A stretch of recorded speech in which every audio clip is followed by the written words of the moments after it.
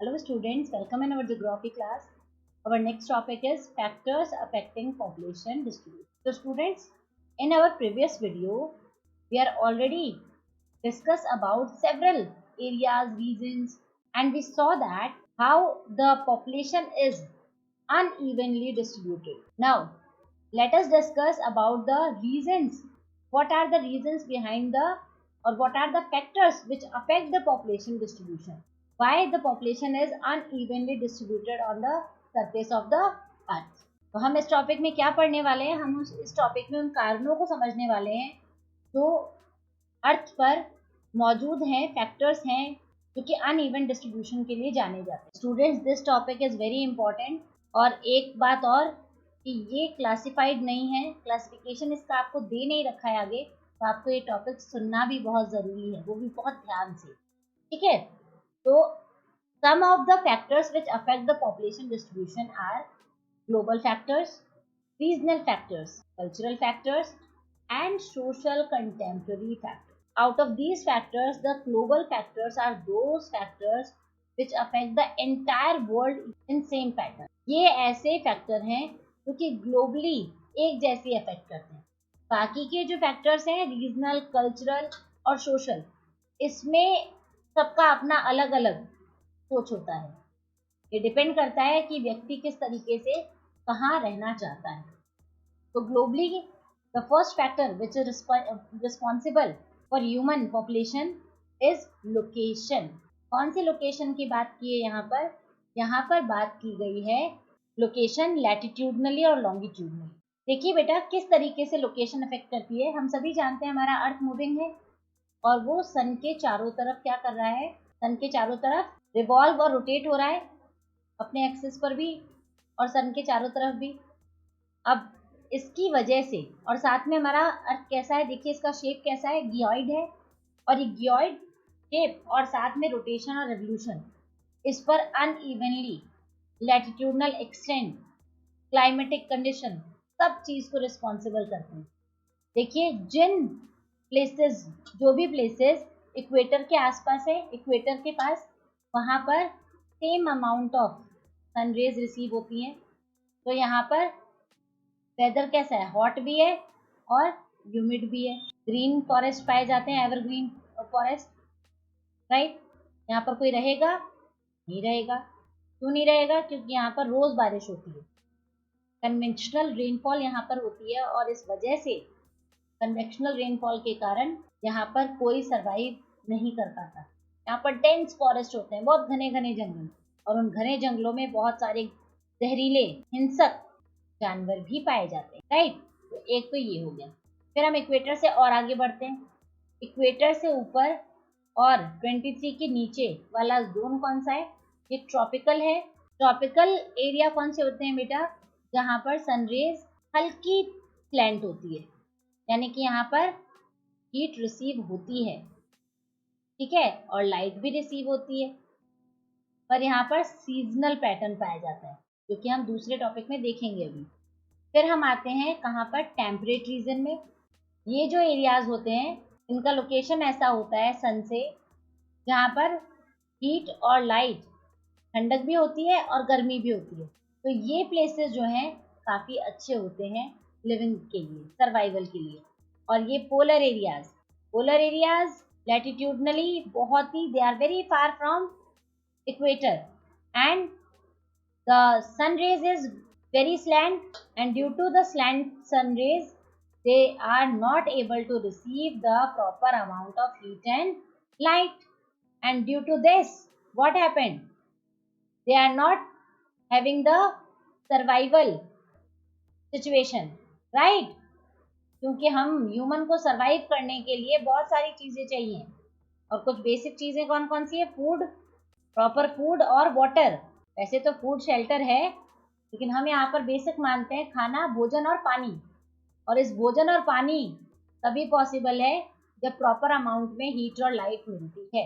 Polar areas में नहीं मिलती, तो यहाँ पर पॉपुलेशन कवर भी ज़्यादा नहीं पाया जाता, राइट. तो लैटिट्यूडनली अगर हम बात करें, लोकेशन के अकॉर्डिंग अगर हम बात करें, तो सबसे ज़्यादा पॉपुलेशन कवर कहाँ मिलेगा आपको? 20 डिग्री से 60 डिग्री के बीच. This area 20 to 60 degree northern latitude having good amount of population, whereas according to the situation, the far areas from the equator, means the polar areas and as well the equatorial zone, they are not having proper amount of population due to hot and cold climate. यहाँ का cold climate, यहाँ का hot climate, और इसी वजह से यहाँ पर पॉपुलेशन कैसा होता है, यहाँ के बराबर होता है, यहाँ लोग नहीं रहते. Now the second point, climatic condition, which I have already told you that climate also affect the population, right? How they affect? The equatorial regions having hot climate, so the population is not found very high due to the hot and humid climate, whereas the polaries receive the very cold climate, and this is also the adverse effect of climatic condition.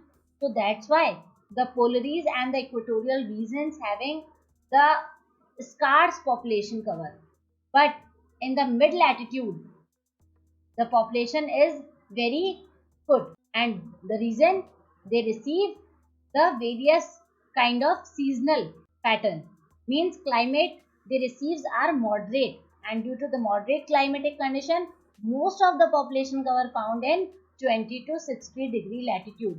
It means mostly the population cover found in tropical and temperate zone, right? Now the relief features. Beta, relief features also affect the population cover. Some of the, as you know that in your 11th class you studied about the relief, the physiographic division of the world and the India as well. कैसा होता है relief feature? कहीं पर mountainous region होते हैं, कहीं पर प्लेटू reason होते हैं, राइट, और कहीं पर प्लेन होता है. तो सबसे ज्यादा which relief feature is good for survival, human survival? Mostly people prefer to live in plain region for doing their economical and their other kind of activities, क्योंकि जो प्लेन एरियाज होते हैं वहाँ पे रिसाइड करना काफ़ी इजी होता है, आराम से रह सकते हैं, ज़्यादा परेशानी, ज़्यादा कष्ट नहीं उठाना पड़ता. जबकि if we are go through the rugged terrain regions or high elevated areas, the survival is very harsh, very hard for human being. अब आप सोचिए कि अगर हम लोग माउंटेनियस रीजन में रहते तो सारी नेसेसिटीज हम पूरी नहीं कर सकते थे, और बेसिकली ह्यूमन की नेसेसिटीज आज के समय में क्या है? एग्रीकल्चर करना है, प्लेन रीजन चाहिए, माउंटेन पर एग्रीकल्चर करना मुश्किल होता है, राइट? सिमिलरली आजकल ह्यूमन जो है वो ज़्यादा कनेक्टिविटी वाला है, उसे कनेक्ट होना है लोगों से, तो उसके लिए काफ़ी अच्छा ट्रांसपोर्टेशन चाहिए, और फॉर ट्रांसपोर्टेशन हमें उसके लिए वेज डेवलप करने पड़ते हैं, और वो वेज भी हम लोग प्लेन टेराइन पर इजीली डेवलप कर सकते हैं in comparison to mountainous reason.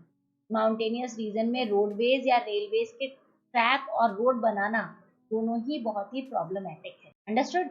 Now height above mean sea level. Student, basically the human being is mostly concentrated above the 500 meter level of 500 meter level तक ही ज़्यादा कॉन्सेंट्रेटेड है human population.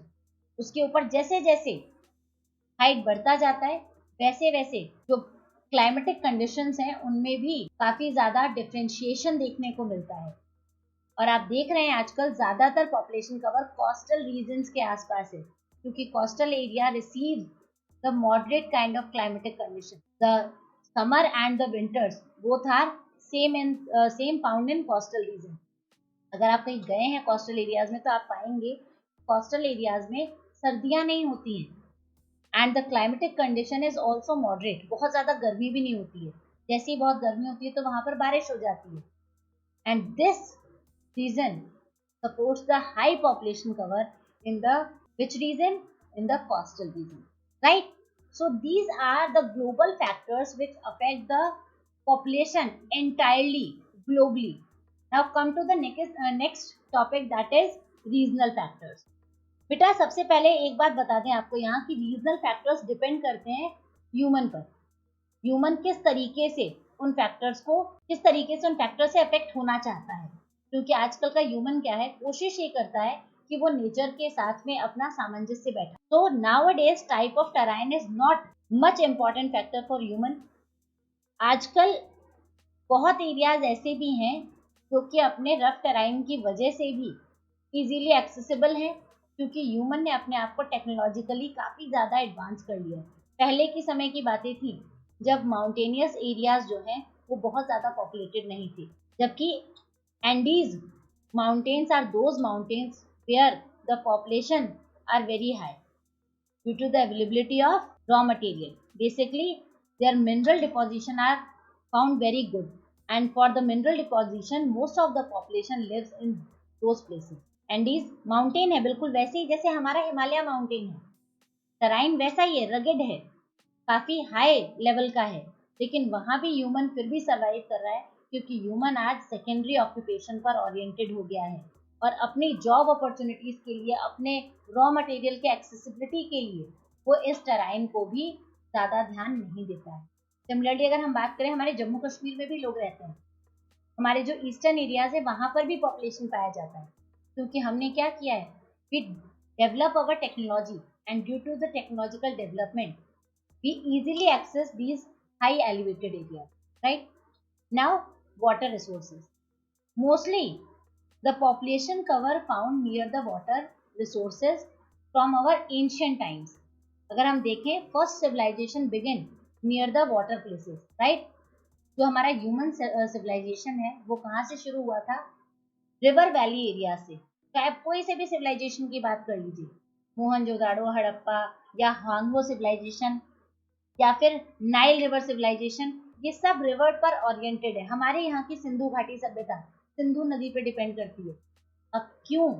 Reason ये है क्यों सारे सिविलाइजेशन नदी के आसपास, क्योंकि earlier the human engage in primary activity, he start doing cultivation, and for cultivation irrigation is needed, and for proper irrigation he used to live in those places where the water availability are very good. So that's why the river valley areas are receiving or having most of the population, right? आज भी इसी pattern को follow कर रहे हैं।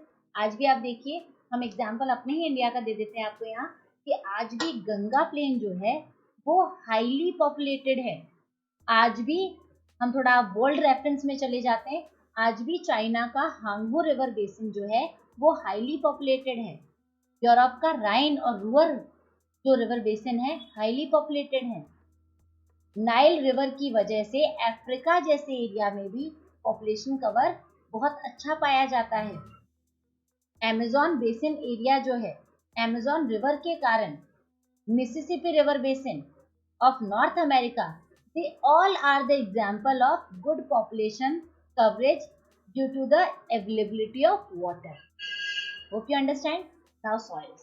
Mostly human prefer to live in those areas where he found the fertile soil, उपजाऊ मिट्टी, and that's why the alluvial deposition area and the black soil area having the good amount of population cover, right? जहाँ पर भी alluvial depositional areas हैं world में और जहाँ पर भी ब्लैक सॉइल एरियाज हैं वहाँ पॉपुलेशन कवर ज़्यादा पाया जाता है ड्यू टू इट्स फर्टिलिटी। क्योंकि ह्यूमन जो है आज भी एग्रीकल्चर ओरिएंटेड वर्क करता है, अभी भी, भले कितनी भी तेजी से सेकेंडरी और टर्शरी सेक्टर इंक्रीज हो रहे हों, फिर भी अधिकतर वर्ल्ड में जो इकोनॉमी है वो एग्रीकल्चरल बेस्ड ही है। और for agriculture, for good agriculture, the fertile soil is needed. और हम बहुत सारी सॉइल्स के बारे में आपने पढ़ा होगा, जैसे alluvial soil, black soil, red soil, yellow soil, laterite soil, ठीक है। और इन सभी सॉइल्स में से सबसे जो बेस्ट क्वालिटी सॉइल्स होती हैं वो दो होती हैं, और उनमें है एलुवियल जो कि रिवर के द्वारा डिपॉजिट की जाती है, और ब्लैक सॉइल जो कि लावा डिपोजिशन से तैयार होती है। और इन दोनों में ही काफ़ी अच्छी फर्टिलिटी होती है और खेती करने के लिए सबसे बेस्ट सॉइल होती है, और इसीलिए सबसे ज़्यादा जो पॉपुलेशन कवर है इन एरियाज में पाया जाता है। ठीक है। वेजिटेशन, अभी हमने सॉइल की बात की, उसी से कनेक्टिविटी हो गई कि वेजिटेशन हम ह्यूमन के लिए बहुत नेसेसरी है। अगर वेजिटेशन अच्छा होगा तो हमें हमेशा फूड प्रॉपर तरीके से मिलता रहेगा, फूड की अवेलेबिलिटी बनी रहेगी। तो जहाँ पर वेजिटेशन इजीली एक्सेसिबल हो, जहाँ पर इजीली ग्रोइंग हो, अच्छे से उग सके, वहाँ पॉपुलेशन ज़्यादा होता है। Minerals are those necessity which sustain the secondary sector of human. Minerals आजकल के लिए जो चेंज होता हुआ पैटर्न है इकोनॉमी का, उसके लिए बहुत ही इम्पॉर्टेंट रॉ मटेरियल है। और जहाँ पर भी मिनरल्स की अवेलेबिलिटी होती है वहाँ पॉपुलेशन कवरेज बहुत अच्छा मिलने लगा है। पावर रिसोर्सेज, अब क्योंकि ह्यूमन मिनरल्स ले रहा है तो वो उन मिनरल्स को इंडस्ट्रीज में प्रोसेस करेगा, और इंडस्ट्रीज में प्रोसेसिंग के लिए पावर की सप्लाई तो ज़रूरी है। और जहाँ पर पावर रिसोर्स इजीली आराम से अवेलेबल है, इजीली अवेलेबल है, वहाँ पर पॉपुलेशन कवरेज भी बहुत ही अच्छा पाया जाता है, राइट। बेसिकली आजकल तो हाइड्रो पावर स्टेशन जहाँ जहाँ हैं वहाँ पॉपुलेशन जो है वो इंक्रीज होनी शुरू हो गई है। तो these are some of the regional factors which affect the population distribution.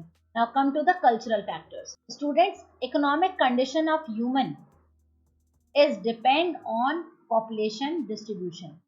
जहाँ पर भी इकोनॉमिक कंडीशन वेल है, जहाँ पर भी जॉब ओरिएंटेड एरियाज हैं, जॉब अपॉर्चुनिटीज हैं, वहाँ पर पॉपुलेशन ज़्यादा मिलने लगा है। अब देखिए आजकल पॉपुलेशन जो है वो इंडस्ट्रियल रीजन्स में काफ़ी इजीली मिलता है।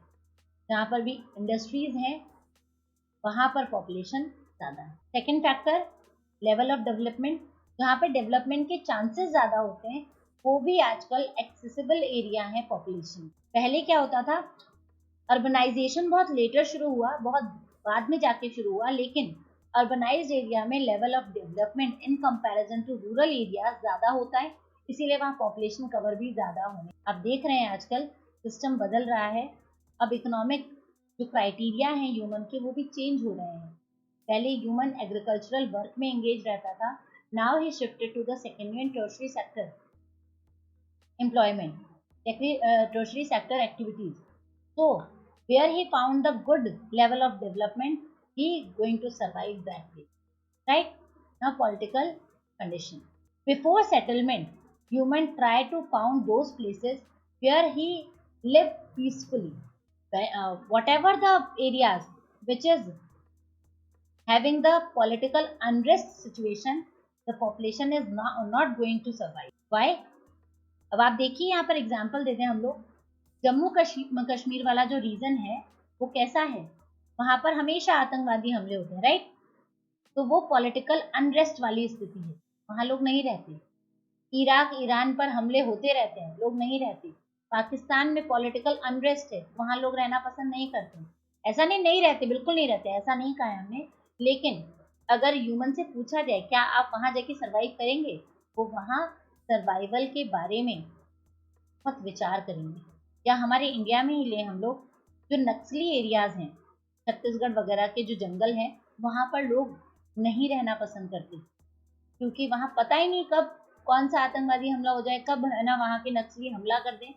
तो ह्यूमन जो है पीसफुली रहना पसंद करता है और उन सभी इलाकों को अवॉइड करने की कोशिश करता है जहाँ पर पॉलिटिकल अनरेस्ट हो, right. Now psychological, human psychology भी ह्यूमन को किसी जगह पे रहने के लिए या किसी जगह पे ना रहने के लिए रिस्पॉन्सिबल होती है। ह्यूमन अपने साइकोलॉजी के अकॉर्डिंग ही अपना सेटलमेंट एरिया चूज करता है। जैसे मैंने आपको बताया कि वैसे तो नॉर्मली अगर हम बात करें तो जो रगेड टेराइन होते हैं, अनइवन लैंड जो होता है, वो ह्यूमन का ऐसा सर्वाइवल एरिया होता है जहाँ पर ह्यूमन नहीं रहना पसंद करता। Now psychology. Psychology is also a kind of factor which affect the population distribution. Students, human psychological system is also affect the areas of survival. कैसे? ह्यूमन की साइकोलॉजी जो है वो डिपेंड करती है कि ह्यूमन कहाँ रहे। जैसे मैंने अभी पहले बोला था कि ग्लोबली अगर हम बात करें तो human location, climatic condition, relief features इनको ध्यान में रखते हुए अपना सेटलमेंट देखता है। लेकिन आजकल ह्यूमन की साइकोलॉजी जो है वो चेंजिंग है और इसीलिए वो अपने सर्वाइवल के लिए बहुत ही इजी अकोमोडेशन नहीं देखता, वो ये देखता है कि उसके पास ज़्यादा प्रॉफिट कहाँ है। पहले प्लेटो रीजन्स कम एक्सेसिबल होते थे, कम वहाँ लोग पाए जाते थे, लेकिन क्योंकि आजकल वहाँ मिनरल्स हैं तो वहाँ लोग आसानी से रह रहे हैं। पहले लोग हाई टेराइन पर, हाई एलिवेटेड एरियाज पर रहना ज़्यादा प्रेफर नहीं करते थे। आजकल अगर आप जाएं तो आप देखें हिमाचल प्रदेश अच्छा खासा वहाँ पर पॉपुलेशन है। रॉकीज और एंडीज माउंटेनियस एरिया या Alps mountainous area, there also the population are fine, quite good. They are having average population cover. It means the human psychology is changing day by day, and it is also a kind of factor which affect the population distribution, right? Now, transportation are also affecting feature or affecting factor for population distribution. Nowadays, most of the population living in coastal areas only because of good transportation. आजकल coastal areas जो हैं highly populated हो गए हैं. कहाँ एक समय settlement नदी घाटियों में शुरू हुआ था, ज़्यादा पॉपुलेशन कवर प्लेन एरियाज में रहते थे, और आजकल कोस्टल एरियाज को भी प्रेफरेंस बहुत ज़्यादा मिल गया है. कोस्टल एरियाज प्लेन ही होते हैं, लेकिन साथ में वहाँ रहने का जो मेन रीज़न है वो वहाँ की ट्रांसपोर्ट. वहाँ ट्रांसपोर्ट कवर बहुत अच्छा होता है. ह्यूमन स्टार्टिंग से ही वाटर ट्रांसपोर्ट पर, और basically the trade is dependent on water transport because they are very cheaper mode of transport. So human used to live those places where the transportation is easily available and as well as cheapest, जहाँ पर उसको कम पैसा खर्च करना पड़े. Right? Now trade is also a responsible factor for change in changing time. आज human जो है उसका रहने का तरीका, the way of living is totally different. और अब ह्यूमन जो है मटेरियलिस्टिक चीज़ों पर काफ़ी ज़्यादा खर्चा करने लगा है, और खर्चा तो तभी करेगा जब आसपास बाजार होंगे. और यही कारण है जहाँ जहाँ ट्रेड फैसिलिटीज डेवलप होती हैं बेटा, वहाँ वहाँ पर ज़्यादा पॉपुलेशन कवर पाया जाता है.